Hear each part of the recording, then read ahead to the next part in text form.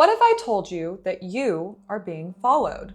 When you drop the kids off at school, when you drive to work, when you stop at a grocery store on the way back home. This has been your routine forever, but something subtle has changed over the past few years. And it's not the emergence of cyber trucks or driverless taxis on the road. A network of solar-powered cameras has begun to track your every move. Across town, they record you in high definition and then all upload to a shared cloud, searchable by law enforcement who now have access to the inner workings of your daily life.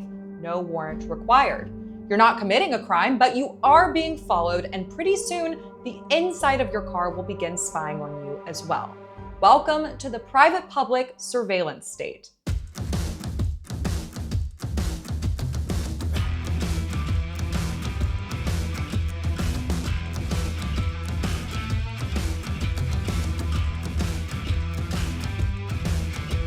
My name is Maggie, and this is Check Your Premises, a show about truth in a disoriented world. Cars are a representation of freedom and individuality. You can move rapidly from point A to point B without permission from anyone else or going through a TSA line. And you are in the driver's seat, literally.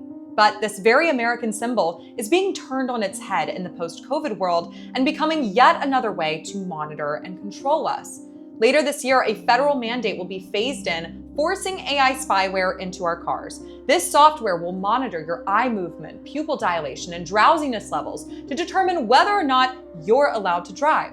The car will stop if it senses something wrong. You are no longer in control. False positives and leaving people stranded in dangerous areas with no way to get home. This intrusion is undergirded by technology-enabled safetyism, which will ask us to give up our privacy and independence for a world without imperfection. And unlike social media phones and those user agreements no one reads, this surveillance is being done without our permission, and for many, without our knowledge. Flock Safety is behind the solar-powered, AI-enhanced cameras watching our every move. A network of 80,000 of these high-tech, automated license plate readers survey the roadways and parking lots of towns and cities across America.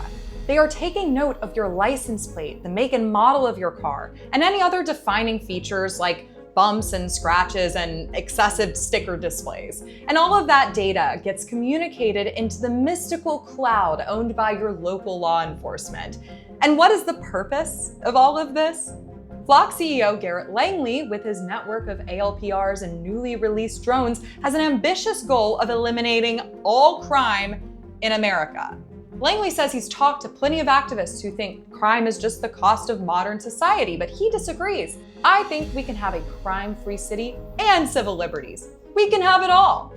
Well, sign me up, Garrett. I like the sound of that, but not so fast. Garrett Langley is bundling something you value, like safety, with something you're losing, your freedom, and calling the net result a gift. Ayn Rand called this the package deal fallacy. And if you, like me, have a healthy skepticism of government officials and are concerned that the world is moving towards a surveillance and control state like the one outlined by George Orwell in 1984, then maybe you have questions too. Flock safety cameras have been popping up all around my area. In fact, Dunwoody, Georgia, where I live for another 3 weeks, was the focus of a recent piece by George Chitty at The Guardian because flock safety is in our backyard. In my town, there is growing concern about what local law enforcement is actually doing with all the data it is collecting on us.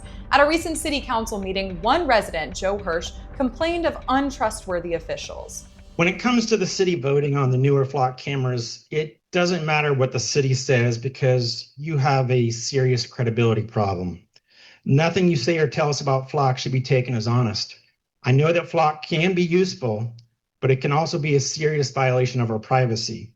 Unfortunately, we know whatever safeguards or rules the city claims would be in place to protect privacy are worthless. I heard just the other day that a Dunwoody police officer was disciplined for misusing flock data, in spite of the rules already in place that should have prevented that from happening. Flock safety representatives repeatedly address privacy concerns by saying that flock safety doesn't own the data, the customer does. The customer being law enforcement. And while I am grateful and admire law enforcement in most situations, they are humans too. and without warrant can access my whereabouts and yours at any time and hand over access to others because they own the data. So Garrett, this doesn't sound like protecting civil liberties to me. Flock Safety came under fire last year for running a secretive pilot program with US Border Patrol, granting them access to local data, sometimes in violation of state law. In Illinois, the Trust Act prohibits local law enforcement from collaborating with federal agencies without a warrant, but Flock provided immigration enforcement backdoor access. An audit found that Flock lacked appropriate safeguards around data sharing and that the company's executive leadership was not fully aware of the pilot program. I don't know about you, but this instills great confidence in me about my own data. Flock has since apologized and implemented stricter policies around sharing data with federal agencies, but once trust is lost, it is hard to earn back. Communities around the country are ending their relationships with Flock and taking down the cameras, but others are ramping up as privacy concerns multiply. One YouTuber, Ben Jordan, was able to hack a Flock Safety camera in under 30 seconds. It was so painfully easy that nearly anyone could get their hands on the data and manipulate it however they saw fit. You can clone or decompile the apps. You could send the video stream data to a remote server. You could use it as a botnet client for malware. You could have it capture Wi-Fi handshake credentials and do middleman or honeypot attacks, or replace or modify captured footage or images. And if that is the case, this could bring into question the integrity of the data being used as admissible evidence in court. People often treat Flock Safety like a startup, and startups get leeway. You're supposed to move fast and break things as you innovate, but Flock is a $7.5 billion business with some very high-profile investors, and they are making these mistakes with our incredibly sensitive data. I am not giving them a pass. Ayn Rand famously observed that civilization is the progress towards a society of privacy. That progress has taken a detour, if not a U-turn. Flock Safety is a private company building a surveillance system for law enforcement. It is yet another input into a vast surveillance state that has access to us everywhere except for our dreams. And I'm sure they're working on that next. This is not a conspiracy theory. These are very real capabilities being enabled by private companies and weaponized by the government. The bigger question is, do you even care?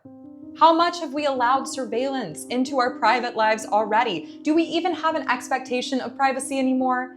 My generation grew up assuming we have an FBI agent in our phones, placing us on watch lists based on the memes we share in group chats.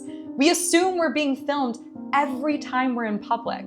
And look at us. We're self-obsessed and neurotic and don't want to drink because we don't want to lose control. We are like frogs boiling in a pot, but we were dropped in when the water was still cold. It's time we take a step back and think about what kind of future we are enabling with our complacency. What the government can see, they can control. A life without freedom is one without self-actualization. It's great if violent criminals are taken off our streets and can no longer generate chaos and destruction in society. But I don't want to live under Big Brother's watchful eye, and you shouldn't either. Thank you so much for watching this video. If you liked it, go ahead and give a like, subscribe, and leave me a comment, and I will see you all next time. Ciao!